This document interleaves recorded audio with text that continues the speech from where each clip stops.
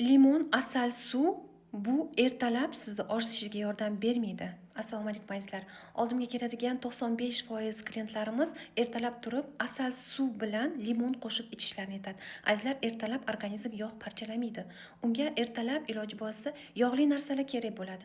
Mayli, ertalab turing, o'sha suvni iste'mol qilmoqchi bo'lsangiz, ozgincha miqdorda asal, suv va хотя бы 5 grammda ichiga yog' sovaring. Любой sariyog' bo'ladimi yoki boshqa nimani yaxshi ko'rasizmi? Любой olivkoviy bo'ladimi yoki bo'lmasam sedanali bo'ladimi? Nima bo'lsa ham uni o'zingiz bilasiz, o'shani sovaring. Потому что organizm uchun ertalab o't pufagida bu yerda har xil kechqurun bilan organizmdan chiqqan narsalar yig'iladi. Uni chiqazib yuborish kerak, u kerak narsa emas.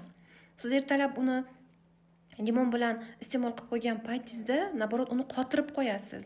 Yog' bilan iste'mol qilgan paytingizda organizm tezroq chiqib ketadi. Sizni kun davomida organizmingiz yaxshi ishlashiga, hamma tomonlama sizga moddalarni almashuvini yaxshilashga yordam beradi.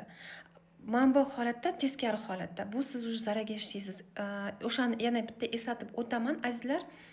Organizm kunduz kuni yog' parchalamaydi, u kechqurun parchalaydi. Iloji bo'lsa, uxlaydigan paytingizda 200 gramm suvni oling, ilodan issiq bo'lsin, o'sha yarim limonni soling, 2 choy qoshiq o'zingizning sostoyaningizga qarab asal solib aralashtirib, o'shani ichib yoting. Inshaalloh imbir solasizmi yoki kurkuma solasizmi, u yog' o'zingizga o'zingiz organizmingizga yoqqan narsani qo'yib, mayli bir kuni imbir soling, mayli bir kuni kurkuma soling, ozgincha miqdordan. Потому что jigarni ham o'ylash kerak.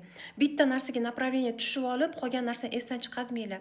Потому что hamma narsamizni biz uni o'qib, o'rganib, buni уже maksimalniy pikiga yetgancha harakat qilamiz-da.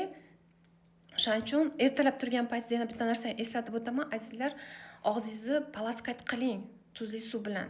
Tuzli suv bilan palaskayt qilib, orqasidan oddiy suv bilan palaskayt qilib, boyaga ishlarni davom ettirsangiz, inshaalloh siz yaxshi natijaga erishasiz.